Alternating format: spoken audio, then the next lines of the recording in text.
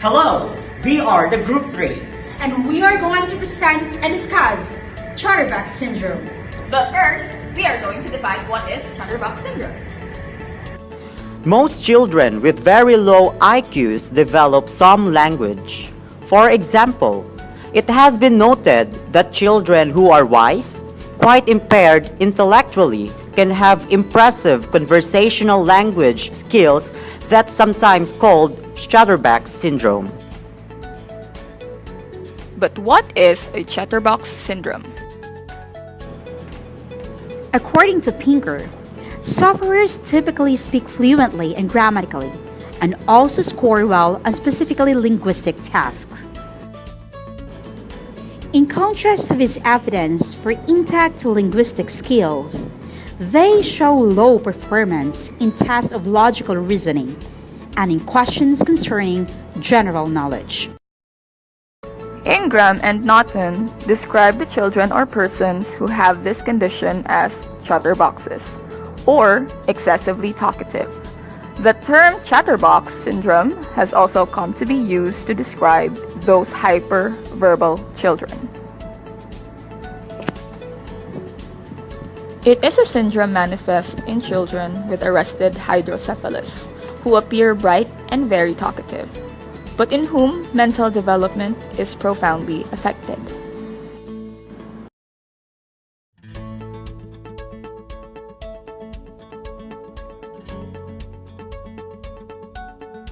The person had hydrocephalus, a condition that involves fluid building up inside the brain.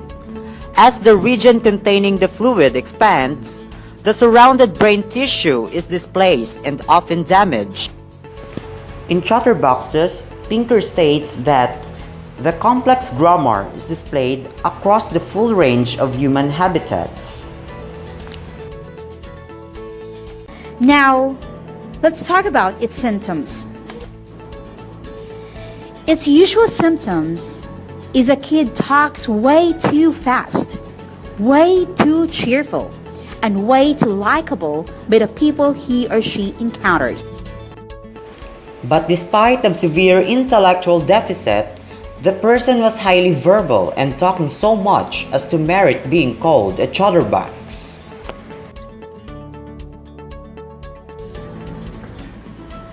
There are many sufferers who fail to learn how to read and write, fail in solving logical problems and questions concerning general knowledge.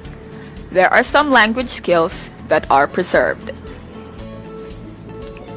There are also studies of hyperverbal or children that has a Chatterbox syndrome that can be found in Cromer's work. He said that my initial investigation of hydrocephalic children who are hyperverbal indicate that they possess normal or near normal semantic and syntactic abilities. Cromer also stated that it is difficult to pinpoint precisely the adness of their language because, in a certain sense, their language is pragmatically appropriate. Indeed, they seem expert at social conversation. The language of some of these children gives the impression of being bright and educated rather than bizarre and inappropriate. And now I'm in my house and I'm sitting down my hallway and now I'm in my living room and this is my living room with my mum. Hi mum, I went to the park today and I saw a flower and a bird and a little flower and a little bird. It was all great. I don't even know if we're friends, but I would honestly say we are quite good friends. Hello, welcome to the News at 3. I'm Cree, the presenter, your host. The first story today. The first ever case of chatterboxitis has been discovered by dentist DJ. Over to you, DJ. I was just taking her braces off and then she got very excited. She got very excited all of a sudden when I took off her braces. Very, very excited. And as soon as I took them off, she got really chatty and I'm afraid, from what I can tell, it's actually highly contagious. So I just advise you all to stay clear, close your doors, lock your windows and wear headphones when possible to not catch chatterboxitis. Thank you. That's all for now, and you can see me, Priya the presenter, at 5:30 for the news at 5. Bye. And then I said to the man, hi, but it wasn't actually a man, I think it was a girl. Yeah, it was definitely a girl. And then there was a man on the news that, no, that's gutting. Actually, there was a really good news show. Ellie, I think you've got this chatterbox itis. On the news, they said on the news they were going to watch the news, and I was like, how can you watch the news? But no, chatterbox itis. On the news,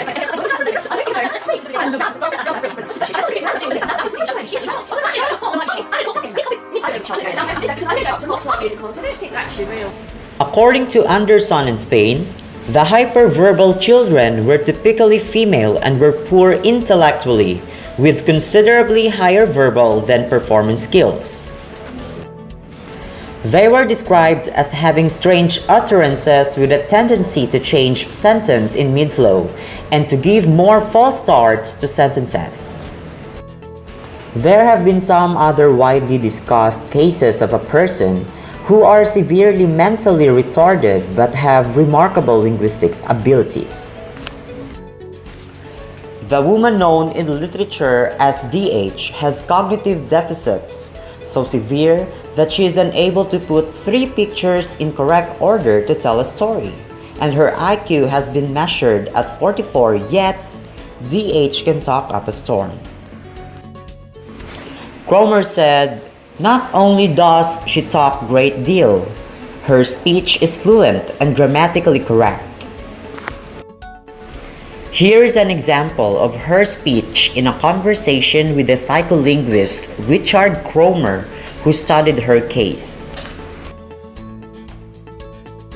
Rappin and Allen said, "The low IQ children often comes as a surprise because their skills for repetition, their good vocabulary, and their appropriate social interactions which mask their inability to deal with abstract concepts."